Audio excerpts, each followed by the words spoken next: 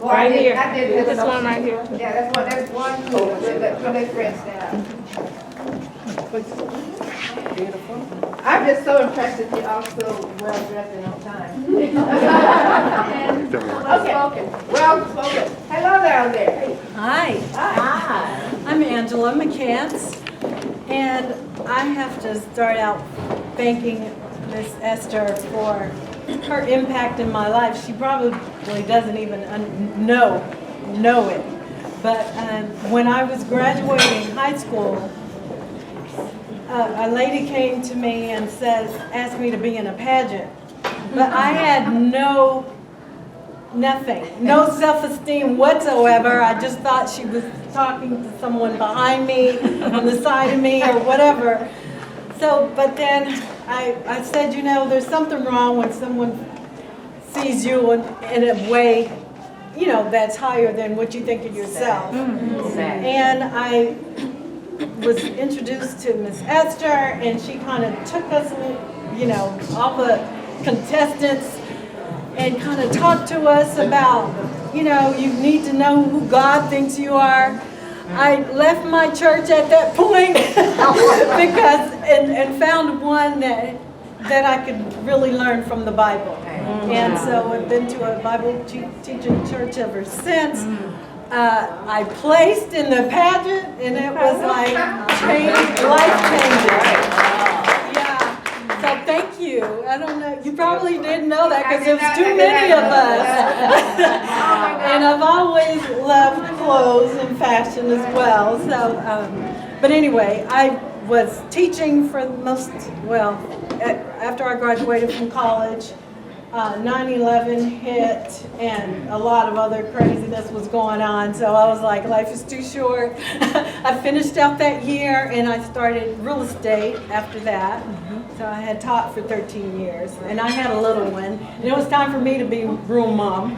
So I was able to do that, and I picked up real estate because another girlfriend of mine had changed careers, and she was starting to invest. So I'm like, I'll help you. And then learned I needed a license to do what I said I was going to help her do. So I got my license, and I've been doing real estate ever since. My first few clients were seniors that were downsizing, but did not know where they were going to go live next. And that was not a good feeling for me. So I'm like, no, I don't want to just get an SRES, which most agents get. I really need the meat to understand. So I became a certified senior advisor. And with that, it just helped me help my clients, but it just opened, I mean, who knew that there was so much to learn about aging and all that comes with that. Exactly. So, what did that inspire me to do? Then something happened. Sorry.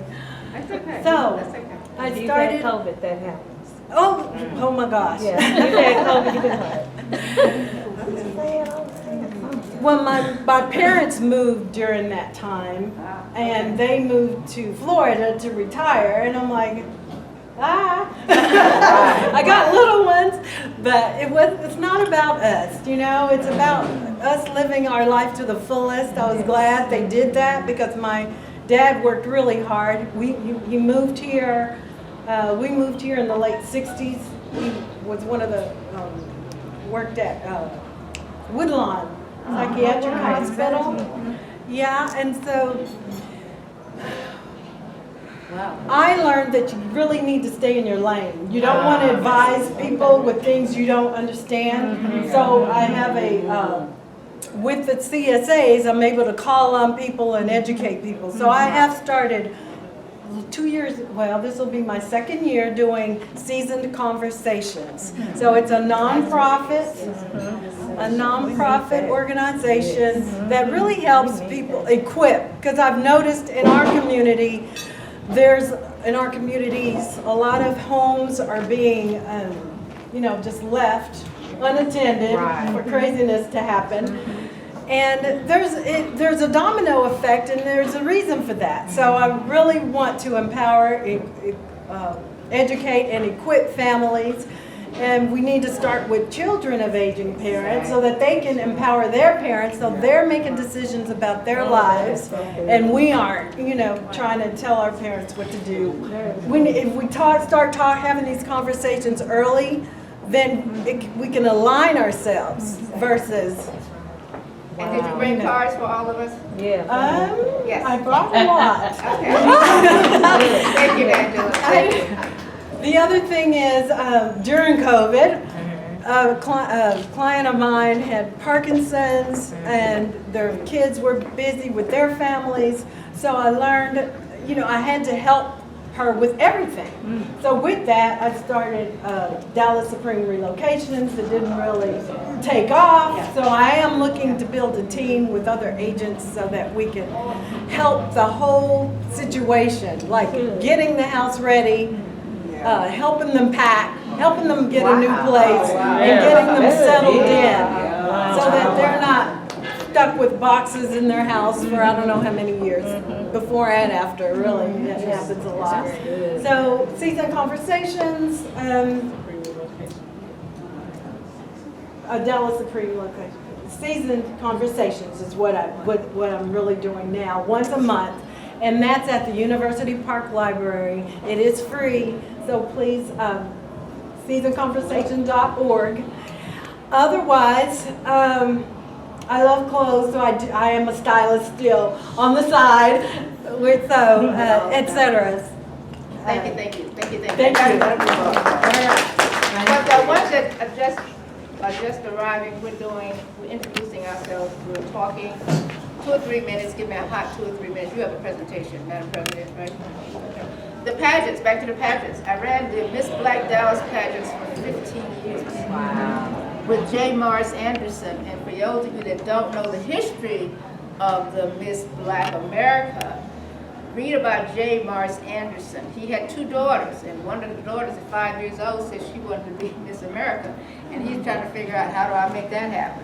So he actually started the Miss Black Dallas, Miss Black America pageants, and called in a bunch of models. I was modeling at that time. Fred Jones remembers all of this stuff. Called in a bunch of people, got $5 million from Avon at that time, and started Miss Black America. So that's a little history for you. Okay, Madam President. Presentation, please, and then I'll come with the show. Well, good afternoon. Good afternoon. To the beautiful and phenomenal women. So let's see, where do I start?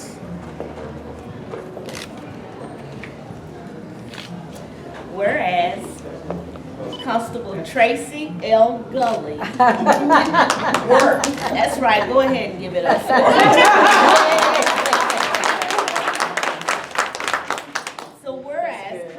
Tracy L. Gully worked as a deputy constable for Dallas County for more than 20 years. She worked her way through the ranks and excelled in every position. Whereas Deputy Constable Tracy Gully was elected and installed on January 5th, 2017 as the first African American female to serve Precinct 1.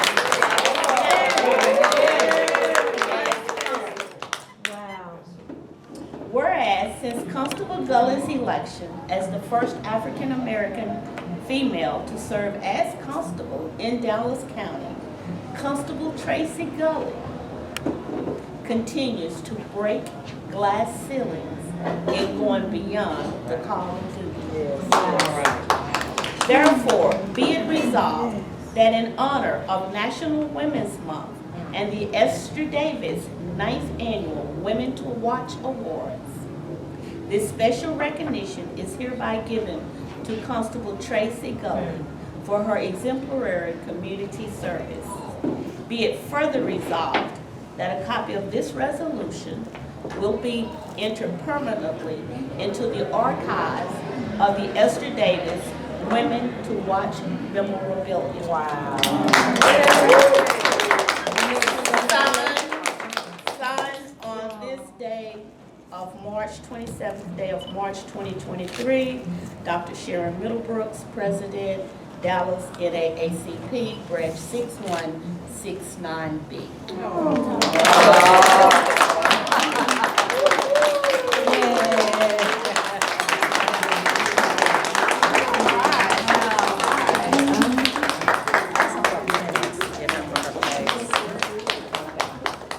Okay, ladies, if you would give me just one quick moment, please. I'm going to take an executive privilege here. You may have your seats. Thank you. And congratulations once again, Ms. Scully. Whereas on March 13, 1913, the Women's Suffrage Parade in Washington, D.C. took place, where more than 8,000 women gathered to demand a constitutional amendment guaranteeing their right to vote. Whereas as on March 22nd, 1972, the Equal Rights Amendment was passed in the Senate. Let's go women.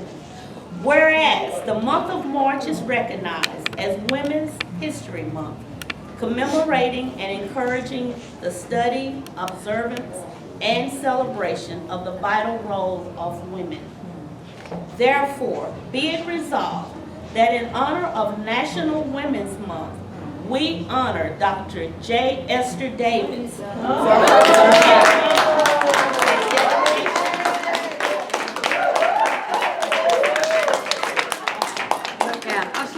No, you're not Now, speaking. y'all do know that's my neighbor. So she runs back and forth from my house to her house with everybody else's business, but that piece of business. So for her commitment and dedication to issues concerning women, including missing black girls, homelessness, mental health, etiquette, health and nutrition, equity and equality, just to name a few. Be it further resolved that Dr. Ester Davis demonstrates her faith and courage daily as she exudes confidence in her beliefs and convictions. Dr. Davis epitomizes her mantra, and I quote, "If you make one step, God will help you make another." Yeah, talk about that all the time. We salute Dr. J. Ester Davis on this 27th day of March in this her 9th year of honoring and awarding other women for their tireless and unyielding dedication in making it better for women and mankind. Be it further resolved that a copy of this resolution be entered permanently into the archives of the Ester Davis Women to Watch memorabilia. Signed this 27th day of March 2023, Dr. Sharon Middlebrooks, President, NAACP Dallas, 6169B.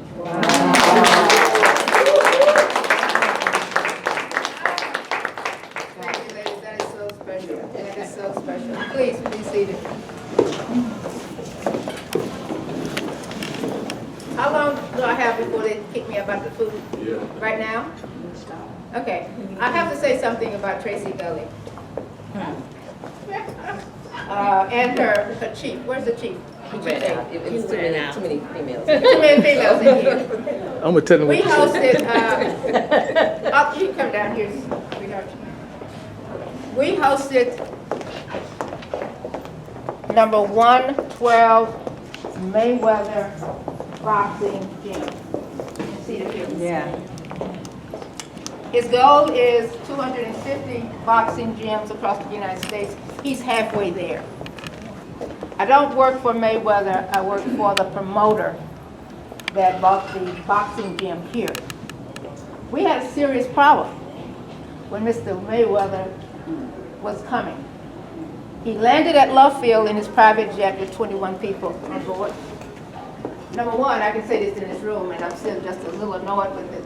They did not let him land. The man folks, he's in a $2 million jet, and he was not allowed to. So they put him on the tarmac. Did you know that? So finally, we talked clearance. Now I'm calling all the officials. I'm calling the president. What is the problem? He gets clearance to land the plane, and did they get lost? They got lost. So what is so special about Tracy Gully is that her district is south. She made a decision to go get it. or to get into Cedar Hill, Love Field to Cedar Hill. And you know how our politics run in Dallas. She gets on the phone. Fred Jones is on one phone. We got people on the phone trying to get this jet and this millionaire over to his gym. So it was her decision to make it. Fred was on the phone. Help me out here. You were on the phone with who? Tracy? With Tracy. And Tracy says what? Please. Get it done. Get it done. Get it done. So Tracy's on the phone, and all of a sudden they go get him. Now, she has the rest of the story that we are just in dire need of, because number one, you just don't move a jet around with 21 people on it. So, and there was a van, everything was already laid out for him. So when your people get there, you cleared the highway, I was told, for him to come through and go from Love Field to Cedar Hill Mall. Wow. So the people there were just in awe about how did she get that done? Tracy. Tracy, how did she, where's her precinct? Who is she? It went on and on and on. And her answer was just classic Tracy. So Cedric walks up to her, and I'm looking for him. I guess he's changing clothes too. But Cedric walks up there and said, what did he say to you? Come on, I need some help here.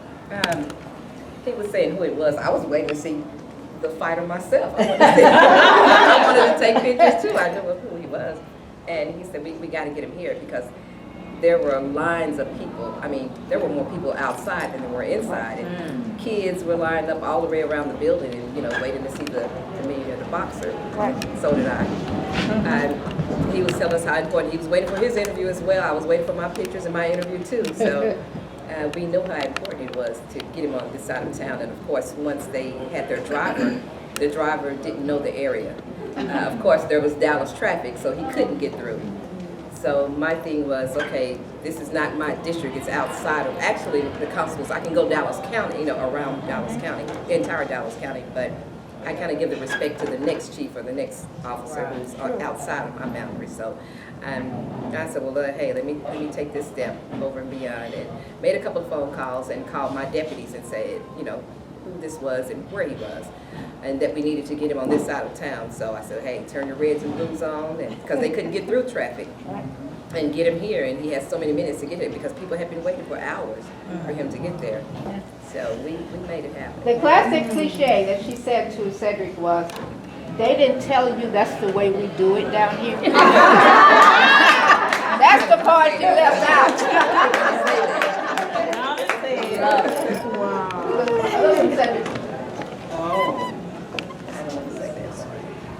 Anyway, I had to tell that part of the story. Now, I've got I know that we've got to be served. We have one, you have a presentation. 1, 2, 3, 4, 5, and you guys are all friends of mine, so I don't have to be real nice to you. I'm going to ask us to go ahead and eat. And Shar is one of our first models. Dr. Amerson, you have a presentation. And then I'm going to ask you now to sit with somebody else. When you stand up, leave your purses. We're in a secure area. Anything else? Who are the flowers from, sweetheart? Somebody. But I need to serve this food. Okay, so I'm going to ask you to leave. Start up with Mrs. Bailey. What are we doing? Just walking up. Hello, Milton. Hello. Yeah, we're going to give arrange some side dishes and stuff, and all the utensils are here. It's kind of like self-serve. Just pick what you really want, and we have some desserts on the end. So to figure out. Yeah, I'll help you out if you want over here. I can definitely help you get served. Okay. And we're going to have us eat, come back, and I need 1, 2, 3, 4, 5 more testimonies. Okay, we got to eat the food, I'm so sorry. Yeah.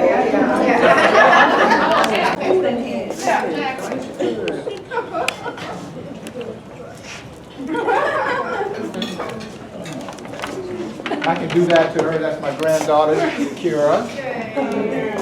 The spitting image of Deborah.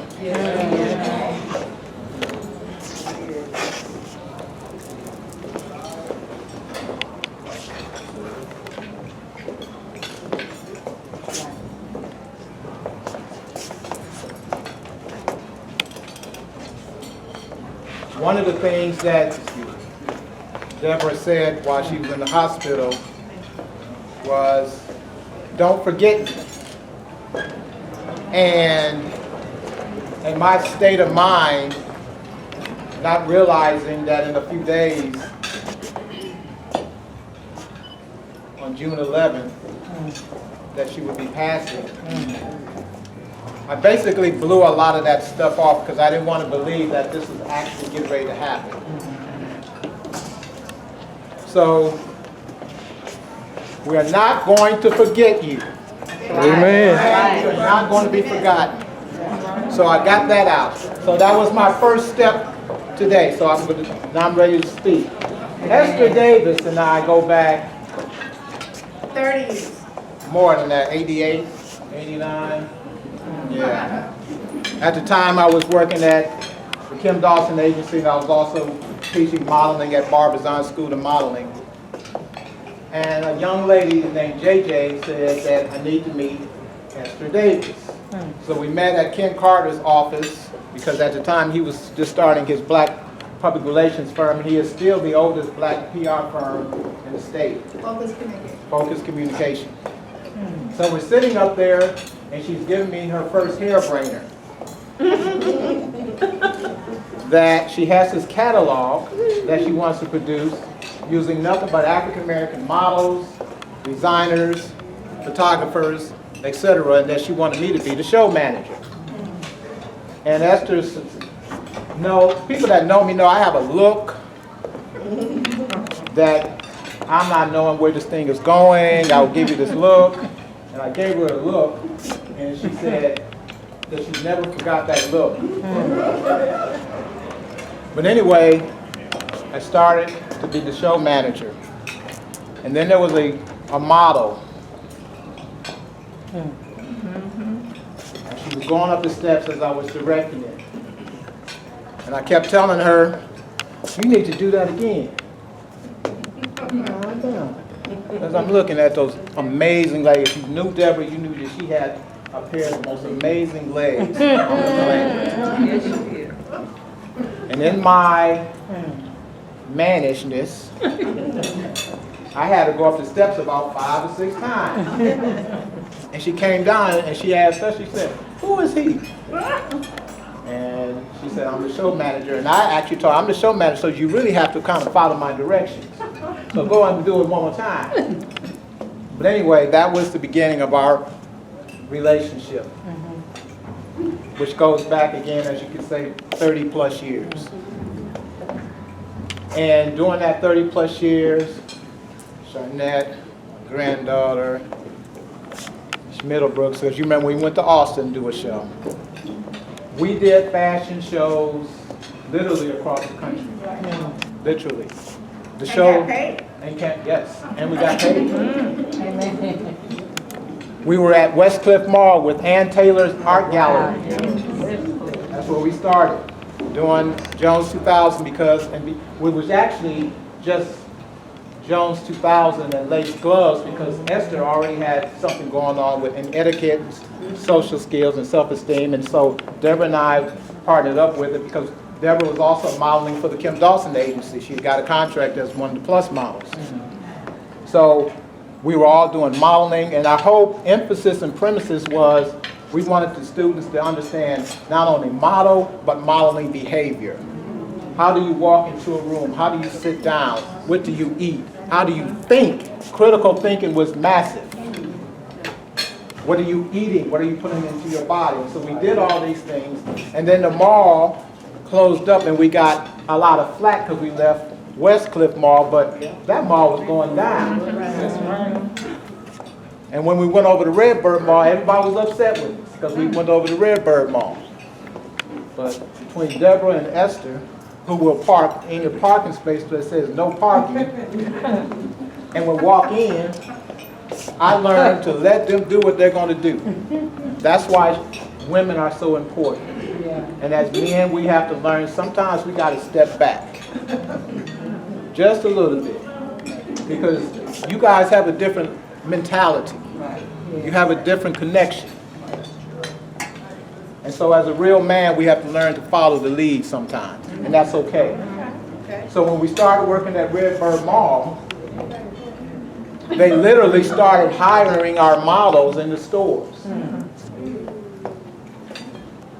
And we still was continuing to do designers. We continued to use photographers that were all black. And then we started getting paid. They would pay us to do a show. And then in turn, we would pay the models to model. And I can't tell you how many, I don't know. I have no clue as to how many models we had. We had gangbangers.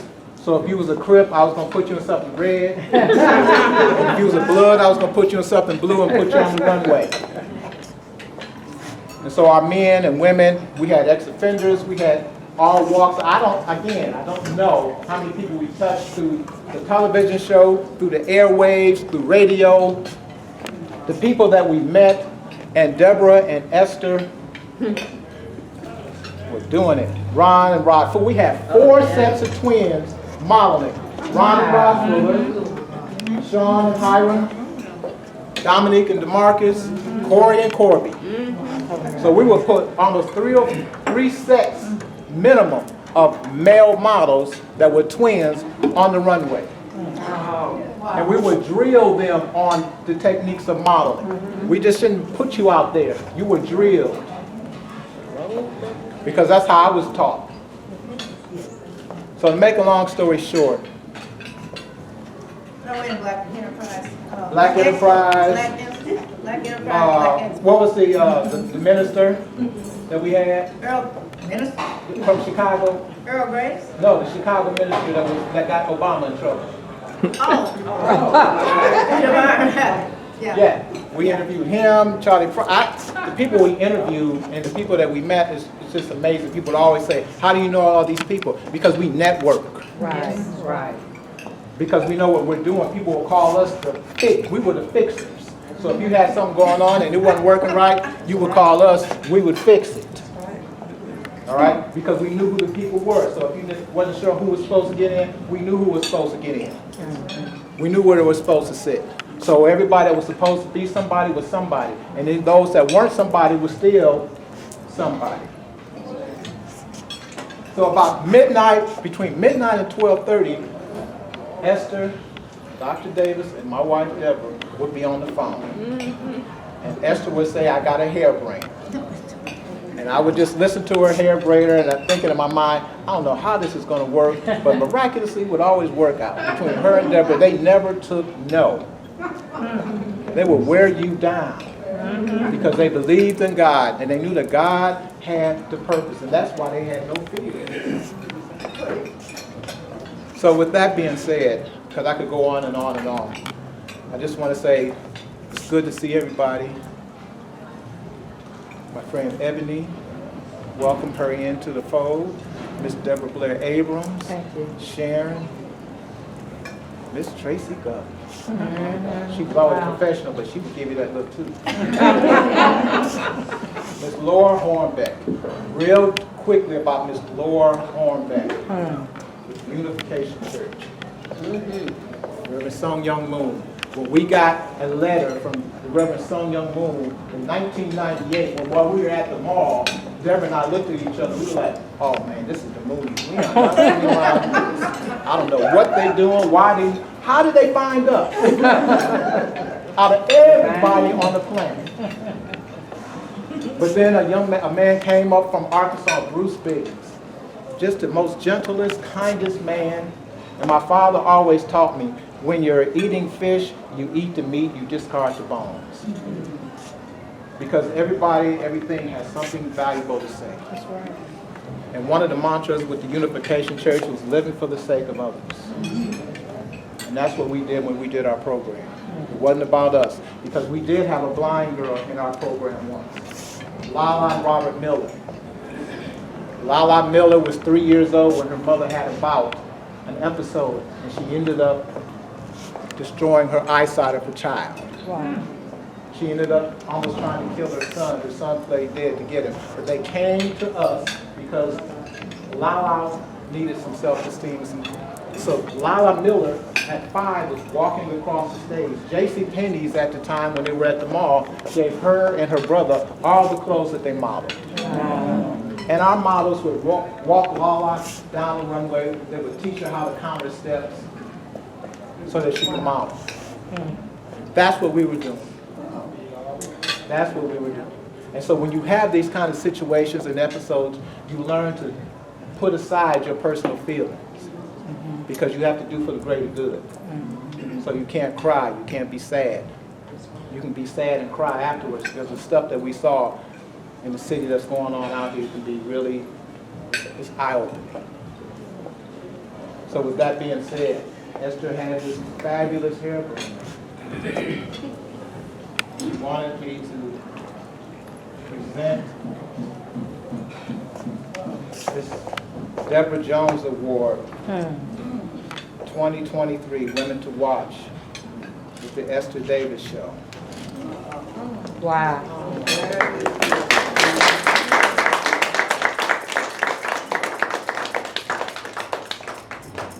One of our former students, young man, his mother has a tea. She named her tea the Deborah Jones Mother and Daughter Tea.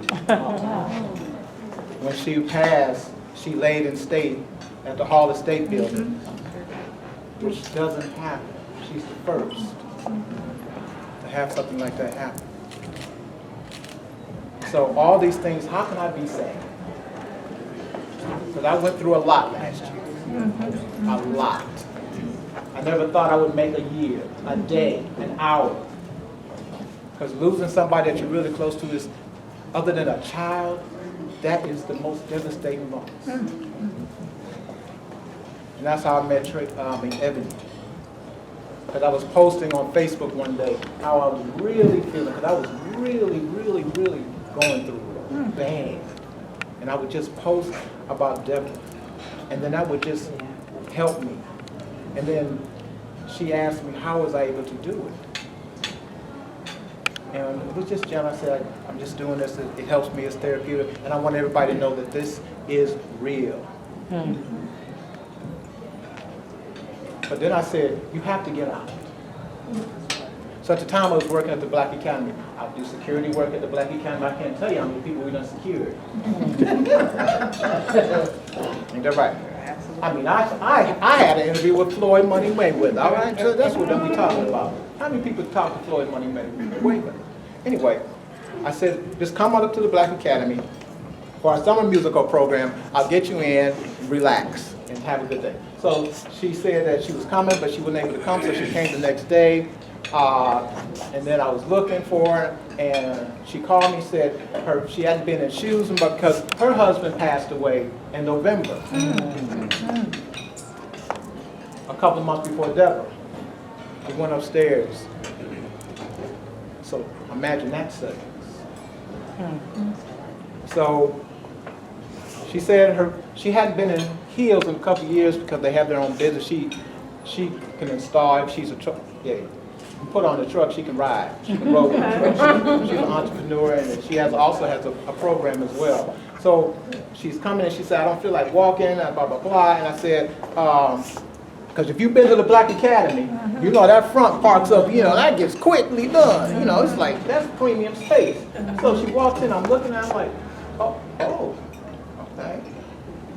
I don't know the rules of this game. I don't know what you're supposed to think, but I know that she was nice looking, and I was nice to see her. And I said, so where did you park? And she said, right there. And look, I said, right where? She said, right there. I said, how did you get that space in the front? How did you get that space? She said, well, Jesus, I asked Jesus, and Jesus came here. And I was like, but I can't argue with Jesus, because Jesus speaks parking space. He speaks rock. I'm like, God, how did you do whatever? And that's how it happened.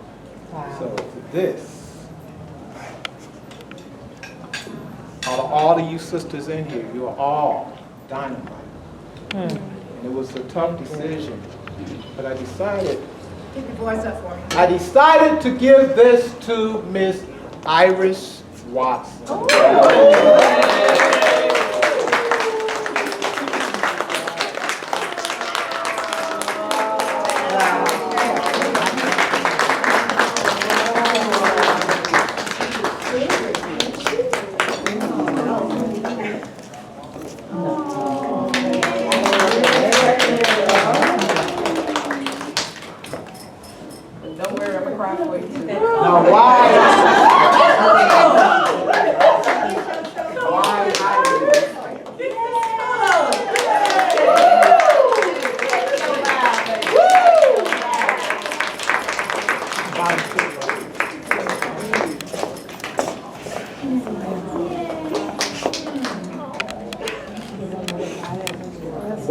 I picked Iris? Yeah, right. Because Iris is a baller. Okay. Whenever we have something political going on, who was there? Iris. Whenever there's something social that needs to be happening, who's there? Iris. Whenever she needs to do her shop for somebody, who's there? Iris. Who is downtown in this expensive part of Dallas, holding it down? Iris. Who's a baller? Iris. Who both represent Deborah because she loved Deborah, and Deborah liked Iris.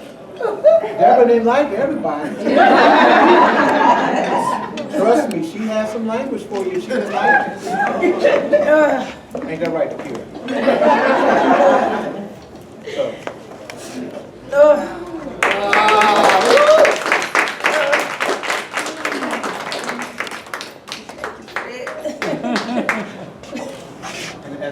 Thank you, Miss Jazzy. I always call her Miss Jazzy.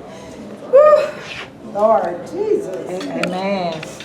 Oh, thank y'all. I get my ugly face. Oh, Lordy. Take a deep breath. Take a deep breath. I always tell people.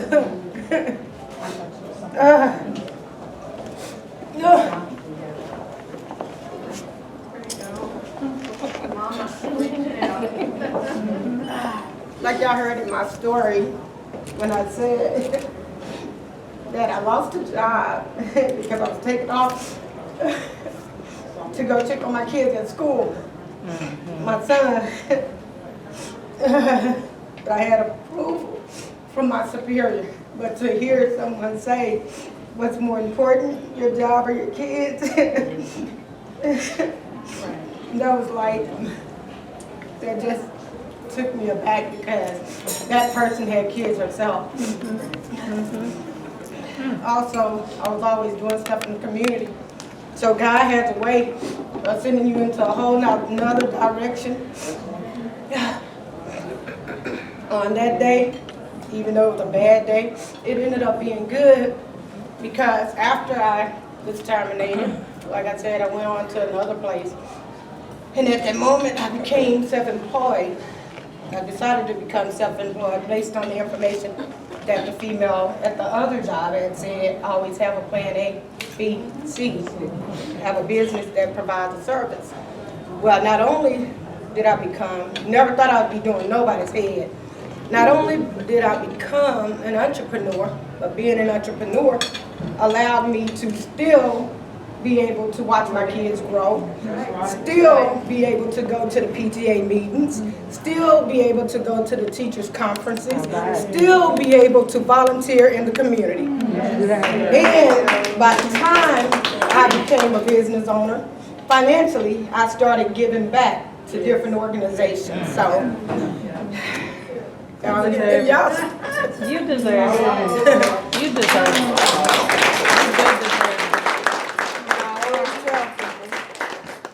When you love what you do, it's easy to do. Amen. There you go. Congratulations.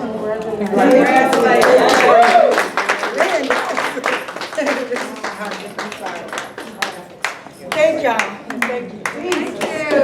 And hopefully we can do this every year, because over 30 years, we've just touched too many lives. Yes.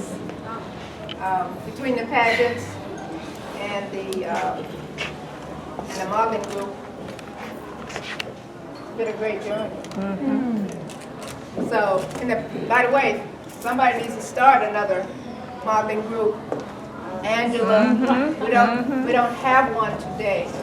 A lady asked me once, why do I do all of this stuff? My neighbor asked me once, why do I do this? My parents were married 9 years before I was born. They were married in 1934. I was born in 44. My mother was told she could not have children. And then I came on. Okay. There you be. My mother gave me a charge. Now you're gonna make me cry. Because she said, you weren't supposed to be here.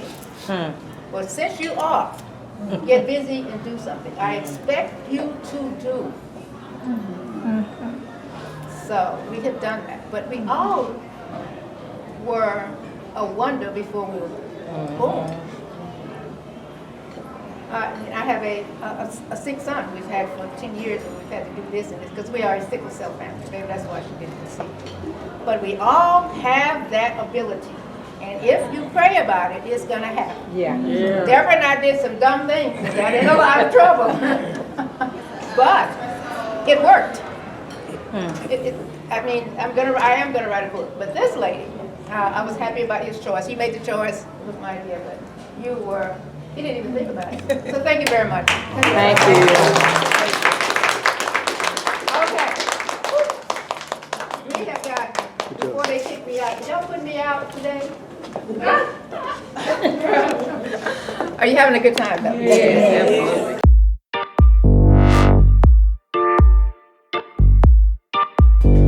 I am living on what's left. Those of you who are here, the challenge is to live on what's left. I don't have much health, live on what's left. I don't have much money, live on what's left. I don't have much talent, live on what's left. I don't have much of a car, live on what's left. I don't have much of a house, live on what's left. To get books, CDs, and DVDs, go to SheilaB.org to order yours today.